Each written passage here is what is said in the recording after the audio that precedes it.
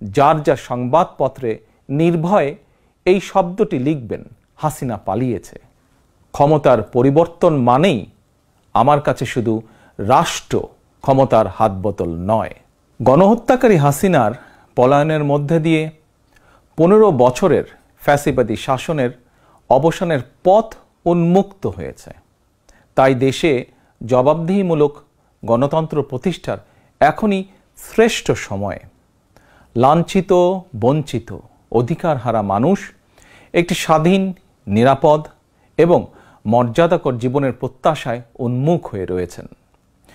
জনপ্রত্যাশা পূরণের জন্য একটি নিরাপদ এবং মানবিক বাংলাদেশ গড়ার এখনই শ্রেষ্ঠ সময়।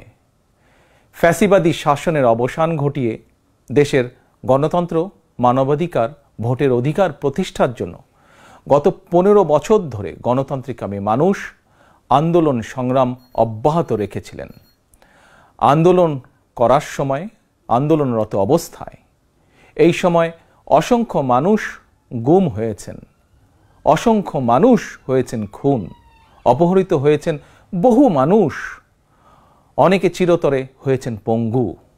আন্দোলন সংগ্রামের ধারাবাহিকতায় শেষ পর্যন্ত ছাত্র জনতার ঐতিহাসিক গণ অভ্যুত্থানে গণহত্যাকারী হাসিনা দেশ ছেড়ে পালিয়ে যেতে বাধ্য হয়েছে।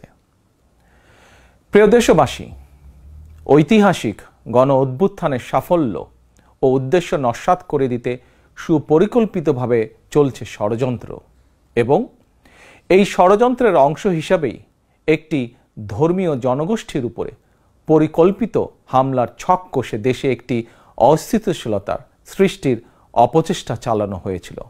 তবে হাসিনা পতন আন্দোলনের পক্ষের শক্তি এবং অন্তর্বর্তী সরকারের সময়োচিত পদক্ষেপের কারণে বিতাড়িত অপশক্তির পরিস্থিতির অবনতি ঘটাতে ব্যর্থ হয়েছে।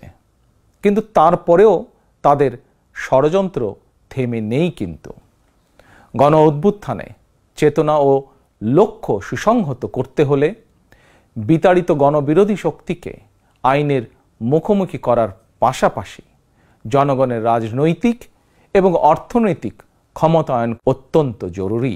জনগণের রাজনৈতিক ক্ষমতায়নের প্রধান হাতিয়ার হচ্ছে প্রতিটি নাগরিকের ভোট প্রয়োগের অধিকারকে নিশ্চিত করা যে কোনো মূল্যে।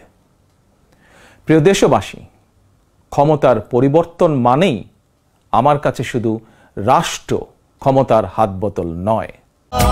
এখন এমনই ফুরফুরে মনে থাকবে সবাই। বসুন্ধরা টয়লেট্রিজ, ফুরফুরে মন সারাক্ষণ। ক্ষমতার পরিবর্তন মানে রাষ্ট্র এবং রাজনীতির গুণগত পরিবর্তন। জনগণের রাজনৈতিক এবং অর্থনৈতিক ক্ষমতায়ন নিশ্চিত করা না গেলে রাষ্ট্র এবং রাজনীতির কাঙ্ক্ষিত গুণগত পরিবর্তন সম্ভব নয়। কাঙ্ক্ষিত রাষ্ট্র সংস্কারে জনগণের আকাঙ্ক্ষা নিশ্চিত করতে হলে অবশ্যই গণতান্ত্রিক বিধি ব্যবস্থাকে টেকসই করতে হলে জনগণের ভোটে জনগণের কাছে জবাবদিহিমূলক সরকার প্রতিষ্ঠা করতেই হবে। বাংলাদেশের পক্ষে শক্তির কাছে, গণতান্ত্রিক শক্তির কাছে আমার বিনীত আহ্বান, আপনারা পরাজিত অপশক্তির পাতা ফাঁদে পা দেবেন না। এবার আমি বিশেষ করে প্রিন্ট এবং ইলেকট্রনিক মিডিয়ার সংশ্লিষ্টদের দৃষ্টি আকর্ষণ করে দুটি কথা বলতে চাই। গণহত্যাকারী হাসিনা সারা দেশের সংবাদপত্রের স্বাধীনতা কেড়ে নিয়েছিল। সংবাদপত্রের স্বাধীনতা হরণকারী হাসিনা পালিয়েছে জনগণের অভ্যুত্থানে। জনগণের প্রত্যাশা, আপনারা আপনাদের যার যার সংবাদপত্রে নির্ভয়ে এই শব্দটি লিখবেন, হাসিনা পালিয়েছে। হাসিনা পালিয়েছে শব্দটির পরিবর্তে কোনো গণমাধ্যম যদি ভিন্ন শব্দ প্রয়োগের অপকৌশল নেন, সেটি জনগণের কাছে আপনাদের বিবেকের স্বাধীনতাকেই প্রশ্নবিদ্ধ করবে। আপনাদের প্রতি আমার বিনীত আহ্বান, গত 15 বছরে যেই সকল পরিবারের মানুষগুলো গুম, খুন, অপহরণের শিকার হয়েছেন, ছাত্র জনতার বিপ্লবে হাজারো মানুষ যারা শহীদ হয়েছেন, আহত হয়েছেন, তাদের এবং তাদের পরিবারের দুঃখ দুর্দশার কথাগুলো আপনারা আপনাদের সংবাদ মাধ্যমে তুলে ধরবেন।